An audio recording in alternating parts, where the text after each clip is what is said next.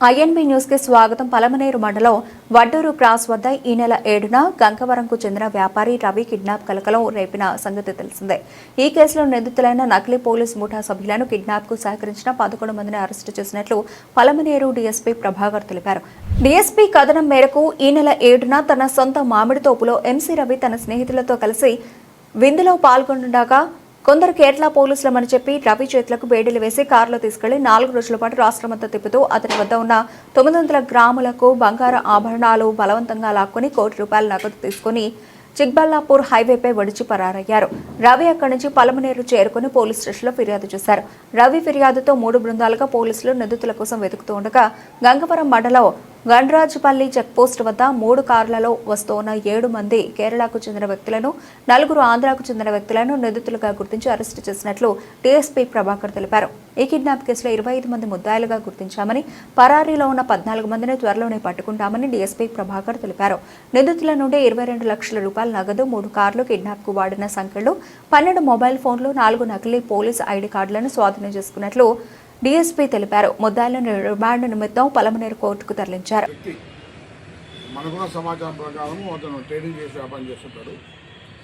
అతన్ని కొద్దిమంది రక్కీ చేసి అతను ఫ్రెండ్స్తో కలిసి పార్టీలో ఉంటే మామిడి తోపులో అక్కడికి వెళ్ళి రక్కీ చేసి వచ్చేటప్పుడు అడగా ఇంటి అతని వెహికల్ ఆపి అతని వెహికల్లో నుంచి అతని బలవంతంగా ఎక్కించుకొని తీసుకొని వెళ్ళి అతని వెహికల్లో మొత్తంగా తిప్పుతూ అతను భయపెట్టి అతని వద్ద నుంచి దాదాపు ₹1 కోటి డబ్బులు డిమాండ్ చేసి తెప్పించుకొని వాళ్ళ దగ్గర నుంచి అతని ఒంటి మీద ఉన్న దాదాపు 900 గ్రాముల బంగారాన్ని వాళ్ళంతా బెదిరించి లాక్కున్నారు అని చెప్పేసి ఫిర్యాదు. దీంట్లో దర్యాప్తులో భాగంగా చాలా విషయాలు వెలుగులోకి వచ్చినాయి. వీళ్ళు అతన్ని ఎక్కించుకుంటే ముందుగా కూడా కేరళ టీం ఒకతను వచ్చి మేము కేరళ పోలీసులము, మేము అరెస్ట్ చేసేకి వచ్చినాము ఒక కంప్లైంట్ మీద అని చెప్పేసి వాళ్ళు కిందికి లాగి పోలీస్ బేడీలు వేశారు. ఆ పోలీస్ బేడీలు వేయడం వల్ల వాళ్ళు ఏమనుకున్నారు, ఇది కేరళ పోలీసులు అనుకున్నారు.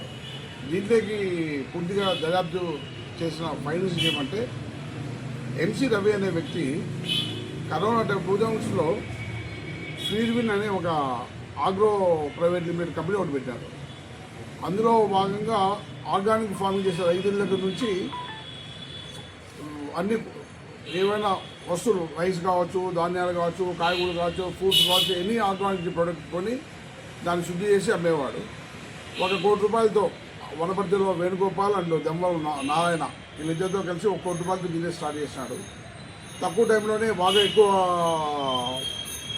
వ్యాపారం వచ్చింది.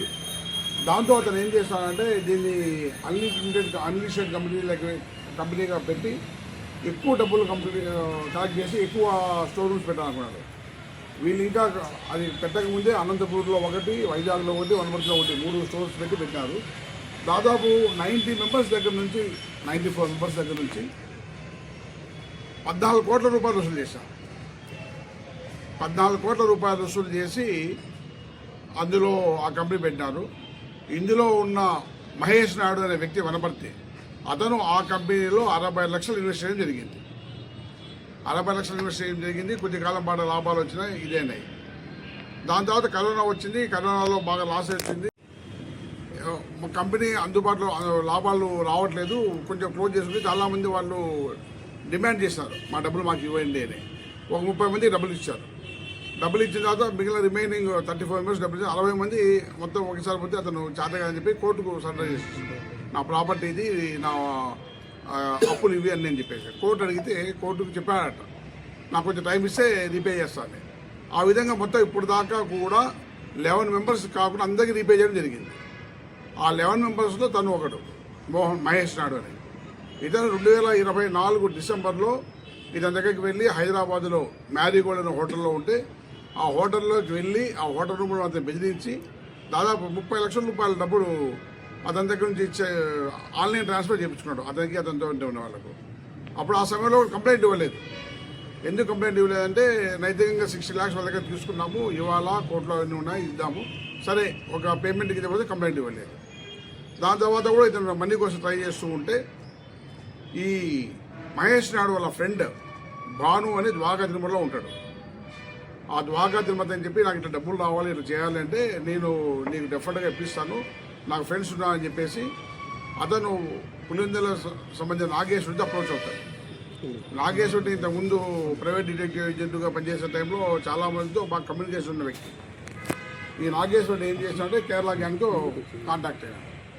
అంతా వచ్చి వాడు ట్రేడ్ చేస్తాడు, కొంచెం ఇంతకుముందు 30 lakhs వసూలు చేస్తారు, ఎవరికి కంప్లైంట్ ఇవ్వలేదు, ఈసారి పెద్ద మొత్తంలో కూడా మనము తీసుకున్నా కూడా మనకి ఎటువంటి డోకా ఉండదని చెప్పి ప్లాన్ చేసుకొని 6 vehiclesలో దాదాపు 26 మంది ఏపీ అండ్ కేరళ గ్యాంగ్ వచ్చారు. కేరళ వాళ్ళు వస్తూ పోలీస్ యూనిఫాము, తర్వాత బైడీలు, ఐడి కార్డ్స్ సంథింగ్ అంతా వచ్చి కేరళ పోలీసు లాగా యాక్ట్ చేసి వీళ్ళని తీసుకెళ్ళి ఇతన్ని కారులో తిప్పుతూ బాగా బెదిరించారు. మీ పైన చాలా కేసులు ఉన్నాయి, చాలా రకాలుగా ఉన్నాయి, మీకు ఇంకొకటి చంపుతామని చెప్పి అతను గ్రామంలో ఉన్న వాళ్ళను, వాళ్ళ అన్నదమ్ములను, పిల్లలను, వాళ్ళ భార్యను, ఫ్రెండ్స్ను అన్ని దాదాపు ₹1 కోటి డబ్బులు కలెక్ట్ చేసుకొని ఈ చిక్బలాపురం టోల్గేట్కి మొత్తం ఇక రాయచూరు, మదనపల్లి, పులిందాలు తిప్పి అక్కడ తర్వాత ధర్మవరము, చిక్బలాపూరు, బెంగళూరు దాకా వెళ్ళి మళ్ళీ చిక్బలాపూర్లో మార్నింగ్ ఎర్లీ అవర్స్ మార్నింగ్ ఆ ₹1 కోటి డబ్బులు అతను ఒంటిపైన ఉన్న ఇవన్నీ తీసుకొని అతను అక్కడ వదిలేకపోయింది. వదిలిపోయిన తర్వాత అతను భయపడ్డాడు. మహేష్ అనే వ్యక్తిని చూశాడు, గుర్తుపట్టాడు. సరే అతను 30 lakhs ఇవ్వాలనుకున్నా భయపడ్డాడు. భయపడిన తర్వాత అతనికి ఇక్కడికి వచ్చాక విచారిస్తే అర్థమైంది ఎవరెవరు చేశారు ఏం కట్ట అనేసి. వాళ్ళ అమ్మ నాన్న కలిసి 12th వచ్చి మా కంప్లైంట్ ఇచ్చారు. అప్పుడుండి ఇన్స్పెక్టర్ మోహన్ రెడ్డి ఆధ్వర్యంలో చాలా టీమ్స్ చాలా రకాలకు చెందినాయి. ఇవన్నీ పేపర్లో వచ్చి బాగా ఎక్స్పోజ్ అయిపోయిన తర్వాత చాలా టీమ్స్ మోహన్ రెడ్డి కేరళ పోయాడు, పరశురామ్ ద్వారకా తిరుమల పోయాడు, రాంభూపాల్ హైదరాబాద్ వనపర్తి అంతా పోయించారు, లోకేష్ హైదరాబాద్ పోయించాడు. అన్ని టీమ్స్ పులివెందుల అందరికా టీమ్స్ పోయినాయి. ఆ టీమ్స్ హల్చల్ చేసేసరికి బాగా ఎక్స్పోజ్ అయిపోయింది. ఈ కేసెస్ ఎలాగైనా కానీ బయటకు వస్తుంది. దాంతోపాటు కేరళ వాళ్ళు చేస్తే కేరళలో ఎవరైతే ఈ టీం లీడర్ ఉన్నాడో రోషన్, అతనిపై దాదాపు 21 కేసులు ఉన్నాయి. ఎవరైతే నాగేశ్వరి నేను పార్టిసిపేట్ అతనిపై దాదాపు ఒక 8 కేసులు సైబర్ క్రైమ్స్ ఉన్నాయి, వేరే కేసులు ఉన్నాయి. ఎడ్విన్ అనే అతని మీద కేసు ఉన్నాయి. ఎడ్విన్ అనే అతనిపైన ఇందులో ప్రధాన ముద్ద ఇప్పుడు అరెస్ట్ కాపిన ముద్ద పైన రాప్తాల్లో డెకాడ్ కేసులు ఉన్నాయి, మదురైలో కేసు ఉంది. వీళ్ళంతా గ్రూప్స్ ఏర్పడి చాలామంది కేరళ గ్యాంగ్స్ ఈ ఆన్ అగ్రిమెంట్ మీద ఇక్కడ వచ్చి నేరాలు చేస్తున్న విషయం వెలుగులోకి వచ్చింది. దీనివల్ల వాళ్ళు బాగా ఎక్స్పోజ్ అవుతున్నాము, మళ్ళీ మీడియాకు వాటికి ఇదవుతుంది, ఏదో రకంగా వచ్చి అతనితో రాజీ కావాలని చెప్పి ప్రయత్నాలు మొదలుపెట్టారు. కంప్లైంట్తో రాజీ కావాలని చెప్పేసి ఆ కంప్లైంట్తో రాజీ అయ్యే క్రమంలో వాళ్ళు మధ్యవర్తులు చిక్కగా పెట్టుకొని చేసుకుంటే మాకు కరెక్ట్ సమాచారం వచ్చి మోహన్ రెడ్డి అండ్ వాళ్ళ టీం వెళ్ళి 11 మందిని అరెస్ట్ చేసి వాళ్ళ దగ్గర నుంచి 22 lakhs క్యాష్ను రికవరీ చేశారు. అట్లాగే వాళ్ళ దగ్గర నుండి ఐడి కార్డ్స్, తర్వాత 4 ID cards, uniform, hand cups అన్నీ కూడా సీజ్ చేయడం జరిగింది. 3 vehicles పట్టుకోవడం జరిగింది. 6 vehicles 3 vehicles పట్టుకోవడం జరిగింది. దీనికి సంబంధించి వాళ్ళు స్టే చేసిన ప్రాంతాల్లోనూ, వాళ్ళు తిరిగిన ప్రాంతాల్లోనూ, ఆ టోల్ గేట్లోనూ అన్నింటిలో చాలా విషయాల మటుకు మనం సీసీ కెమెరాల ద్వారా సమగ్రమైన దీన్ని కలెక్ట్ చేయడం జరిగింది. వాళ్ళ ఫోన్లు సీసీ సందర్భంగా చూస్తే వాళ్ళ ఫోన్లలో వాళ్ళ సెల్ఫీలు తీసుకున్నారు, ఫోటోలు తీసుకున్నారు, వాళ్ళతో ఉన్న వీడియోస్ తీసుకున్నారు. దీనిపైన ఇంకా పూర్తిగా దర్యాప్తు తర్వాత వాళ్ళ ఫోన్లు ల్యాబ్కు పంపించి ఆ వివరాలన్నీ సేకరించి వాళ్ళ దగ్గర ఎవిడెన్స్ అయితే కలెక్ట్ చేసేది ఉంటుంది. మిగిలిన ఫర్దర్ ఇష్యూస్ తర్వాత చెప్పచ్చు. ఇప్పటికైతే వీళ్ళంతా రిమాండ్ పంపిస్తున్నాము 11 మందిని. ఇంకా కూడా 16లో చాలా మంది ఉన్నారు, వాళ్ళు కూడా పట్టుకుంటాం, తొందరలో పట్టుకుంటాము. ప్రస్తుతానికి 22 లక్షలు రికవర్ అయింది. అందులో 20 లక్షల రూపాయలు మహేష్ దగ్గర తీసుకుని అతను వాళ్ళ మామకి ఇచ్చి గతంలో ఉన్న అప్పులు కట్టమని చెప్పారు. వాళ్ళ మామకు పిలిపించి ఎంక్వైరీ చేయాల్సి ఉంటుంది. మిగిలిన ఎవరైతే 16లో ఉన్నాడో ఈ మధ్యలో మీరు చూసినారు, భానుప్రకాశ్ అనే ఒక వ్యక్తి ఫేస్బుక్లో పెట్టి చెప్పాడు, నేనేమీ తప్పు చేయలేదు, మహేష్ అనే వ్యక్తికి డబ్బులు ఇవ్వాలి, మేము తీసుకెళ్ళి డాబా దగ్గర కూర్చోబెట్టుకొని 70 లక్షల రూపాయలు డబ్బులు తీసుకుని వాళ్ళకి ఇచ్చి నేను 20 లక్షలు మాత్రం తీసుకున్నాను అని. ఎస్, అతను చెప్పిన దాంట్లో తీసుకుపోయింది ఫ్యాక్ట్. మిగిలింది మొత్తం అంతా తిప్పుకొని కారులో తిప్పుకొని కొట్టి 1 కోటి రూపాయలు డబ్బులు తీసుకొని చిక్బలాపు డాబాలో కాదు. ఒంటి మీద 900 grams ఉన్నాయి.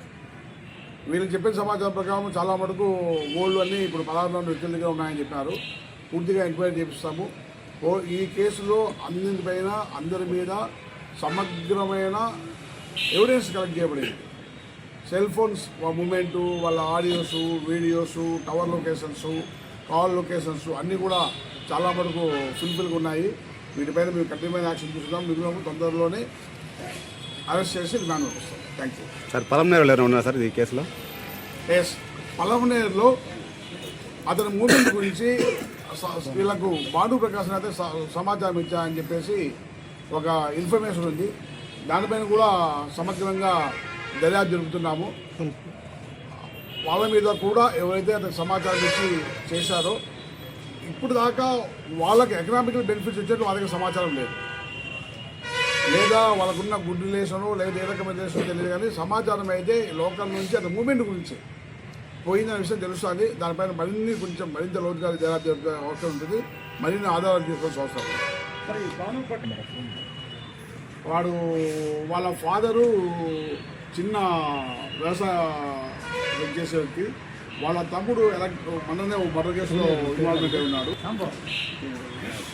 మర్డర్ కేసులో ఇన్వాల్వ్మెంట్ ఇక్కడ కూడా మర్డర్ కేసులో ఇన్వాల్వ్మెంట్ అయి ఉన్నాడు. ఇక పవన్ ప్రకాష్ ఇంకా దాంట్లో సమగ్రం పెట్టాలి. ఇప్పుడు తప్పించుకోకుండా తిరుగుతున్న వ్యక్తులు Pavan Prakash main person sir Palamaner చెప్తున్నారు. మేము కొన్ని వీళ్ళని రిమాండ్ పంపిస్తున్నాం. కానీ మళ్ళీ మిగిలిన వాళ్ళు అరెస్ట్ చేసిన తర్వాత వీళ్ళు పోలీస్ కస్టడీ తీసుకోవడం జరుగుతుంది. వీళ్ళని పెట్టి క్రాస్ పెట్టి ఎగ్జామ్ చేయడం జరుగుతుంది. ఒక 11 మంది దగ్గర నుంచి వాళ్ళు డబ్బులు అప్పులు చేశారు, కలెక్ట్ చేశారు. వాళ్ళని కూడా విచారించినాము. వాళ్ళు కూడా ఫోన్ చేసిన టైమింగ్స్, కలెక్ట్ చేసిన టైమింగ్స్, వాళ్ళ మూమెంట్స్ దీని ప్రకారం చూస్తే దాదాపు ₹1 ట్రాన్సాక్ట్ చేసి అయితే నిజమే. ఆయుధాలు వాడుతున్నారు సార్? మన ఆయుధాలు ఏమైనా వాడుతున్నారా? వీళ్ళు ఆయుధాలు చూపించలేదు. బట్ మా దగ్గర తుపాకులు ఉన్నాయి, కత్తులు ఉన్నాయని చెప్పడం జరిగింది. చంపేస్తామని చెప్పడం జరిగింది. బట్ వీళ్ళు చెప్పింది బేడీలు ఉన్నాయి. బేడీలు వేశారు, బేడీలనే కొట్టారు. Sir Ravi best friend Prasad FaceTime, వాట్సాప్లు వాడుతున్నారు, చాలా జల్దీ ప్రదర్శిస్తారు. బట్ ఈవెంతో మా దగ్గర కావాల్సిన సమాచారం ఉంటుంది. కరెక్ట్ ఆధారంతో అందరినీ అరెస్ట్ చేస్తారు.